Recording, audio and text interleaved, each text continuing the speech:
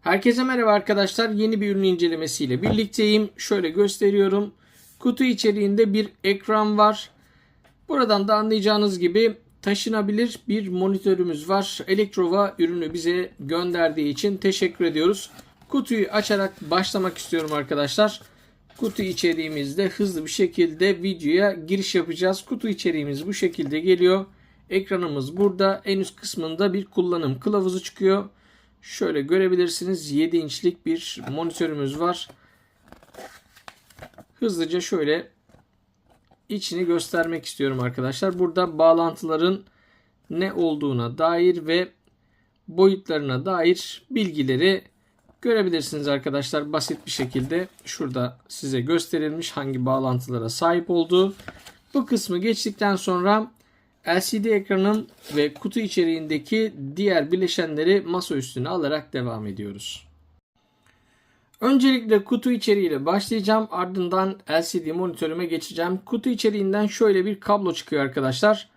Bu kablonun bir tarafı normal büyük geniş USB, bir tanesi de minik tip B dediğimiz USB'den kullanıyor. Bu dokunmatik için kullanıyorsunuz arkadaşlar. Aynı zamanda cihaza güç aktarımı için de bu kabloyu kullanıyoruz. Birazdan cihaz üzerinde bunu anlatacağım sizlere. Yine cihaza görüntü aktarmak için arkadaşlar şöyle bir HDMI kablo geliyor. Kablo gayet güzel paketlenmiş ve güzel de bir kablo. Şu şekilde gösteriyorum arkadaşlar. Yuvarlak değil. Böyle daha slim bir yapıya sahip. Şu şekilde bizim HDMI'ımız geliyor. Bununla hem ses hem de görüntüyü cihaz üzerine, daha doğrusu LCD monitörümüz üzerine aktarabiliyoruz. Bu kabloyu da bir kenara alalım. Şu şekilde yine cihaz üzerindeki bağlantılarda kullanmak üzere arkadaşlar vidalarımız ve tornavidamız geliyor. Yine monitörü desteklemek için şöyle iki tane plastik destek parçası geliyor. Bunları şimdi kullanmayacağım. Bu cihazla ilgili bir proje yapacağız. Orada göreceksiniz. Ayrıca İki tane de hoparlör geliyor biliyorsunuz. HDMI sinyalinin içerisinde aynı zamanda ses var. Cihazımız bu sesi çözerek bu hoparlörler üzerinden duymanızı da sağlayabiliyor.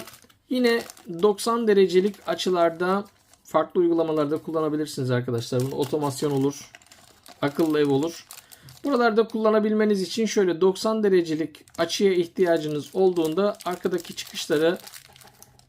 buradaki çıkışları 90 derecelik bir açıya dönüştürmenizi sağlayan dönüştürücü adaptörler de çıkıyor arkadaşlar içerisinden. Onları da hızlıca gösteriyorum. İster HDMI olsun, ister USB olsun arkadaşlar. Bunları da dediğim gibi 90 derecelik bir açıya çevirmeniz gerektiğinde buradaki diğer bileşenleri kullanarak bu dönüşümü gerçekleştiriyorsunuz.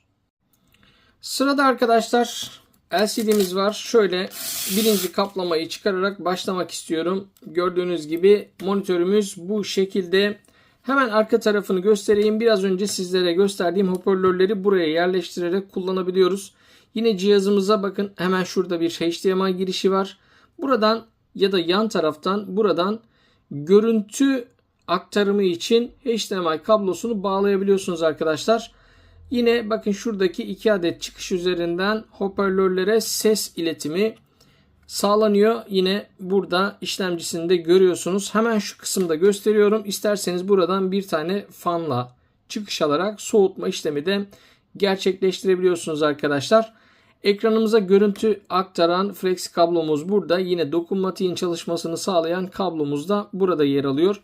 Bakın yan tarafında şöyle çevireceğim daha iyi gözükmesi için.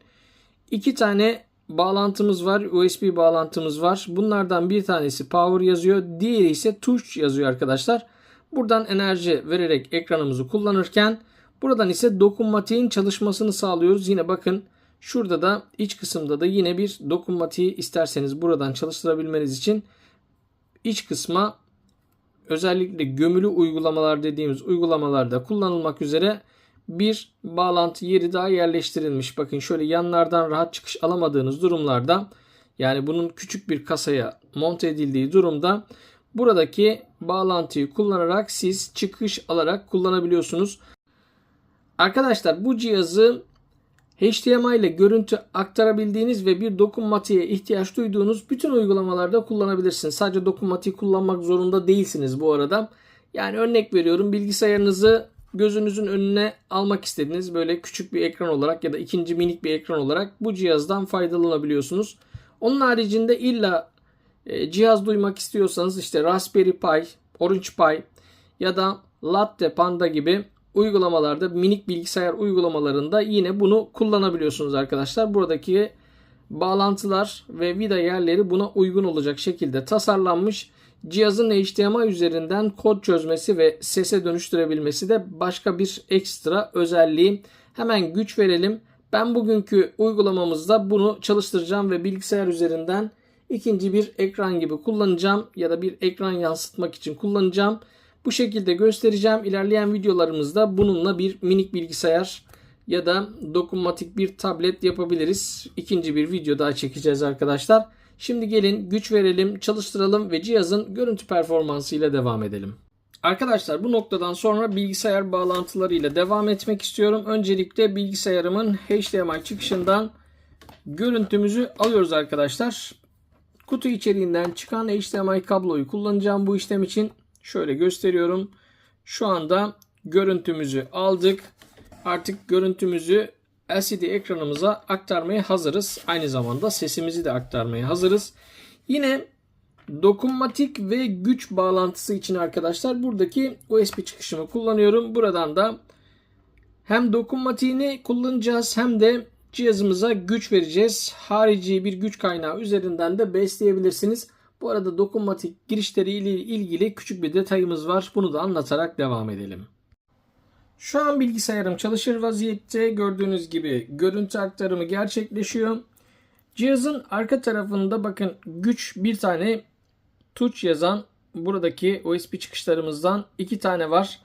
Bu tuş yazan çıkışlar hem dokunmatik destekli hem de bu girişler üzerinde arkadaşlar cihaza güç vererek kullanabiliyorsunuz. Şu anda gördüğünüz gibi no sinyal diyor. Çünkü HDMI bağlantımız yok. Bakın hemen HDMI kablomu da olması gereken yere bağlıyorum. HDMI girişinden bağlantısını oluşturuyorum. Artık monitörüm çalışmaya hazır hale geliyor ve gördüğünüz gibi şu anda bilgisayarımdaki görüntünün aynısını bu monitör üzerinden görebiliyorum arkadaşlar. Aynı zamanda dokunmatik olarak da kullanabiliyorum. Şöyle göstereceğim. Bakın. Bir tablet gibi mouse kullanmadan buradan devre şemasına yaklaşabiliyoruz. Bu şekilde kullanabiliyoruz arkadaşlar. Şöyle göstereyim. Gayet güzel bir şekilde çalışıyor. Bakın yine aşağı alabilirim. Tekrar eski haline getirebilirim. Ben performansından oldukça memnun kaldım. Çözünürlüğü boyutuna göre yeterli seviyede arkadaşlar. Yani bu ekrandan 4K görüntü alsanız ne olur? Tabii isteyenler olabilir. Bir şey demiyorum ama almasanız ne olur? Sonuçta kullanım amacı belli arkadaşlar. Bence gayet güzel. Hani böyle ikinci ekran olarak dediğim gibi işte devre şemalarınızı projelerinizde gözünüzün önüne almak istediğinizde ya da gömülü uygulamalar olabilir arkadaşlar. Ev otomasyonu olabilir. Ya da buna benzer küçük uygulamalar için bence gayet ideal ve yeterli bir ekran. Videonun açıklamalar kısmında bu ürünü almak isteyen arkadaşlar için satın alma bağlantısını paylaşmış olacağım. Türkiye içerisinden alacak arkadaşların firma ile irtibata geçmeleri önerilir arkadaşlar. Çünkü Türkiye'ye gönderimde yeni mevzuata göre sıkıntı yaşayabilirsiniz. Ancak yurt dışından alacak arkadaşlar için, Türkiye dışından alacak arkadaşlar için herhangi bir sorunumuz ya da kısıtlamamız yok arkadaşlar. Bu şekilde kullanabilirsiniz. Bu dokunmatiğe çok alışabildiğimi söyleyemeyeceğim arkadaşlar ama muhtemelen kullanan arkadaşlar memnun kalabilir. Bir şey diyemiyorum.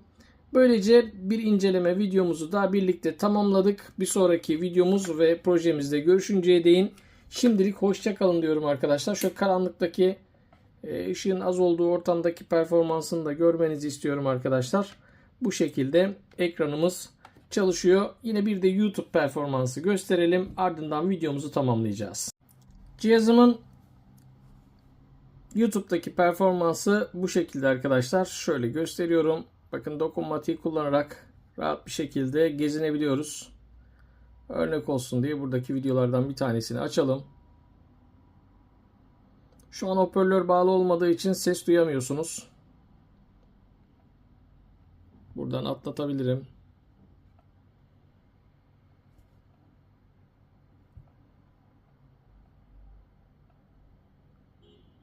Görüntü kalitesini değiştirmeye çalışacağım arkadaşlar. Şu an 1080p'deymiş zaten. Şöyle, bence gayet güzel bir ekran.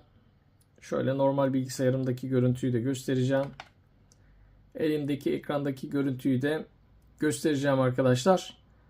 Dediğim gibi videonun açıklamalar kısmında ürüne ait satın alma bağlantısını bulabilirsiniz. Bir sonraki videomuz ve projemizde görüşünceye değin şimdilik hoşça kalın.